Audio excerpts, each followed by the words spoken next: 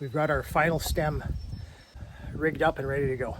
So we got her up through that crotch up there. I mean, it's pretty good leverage there, because this tree's got to come right down here.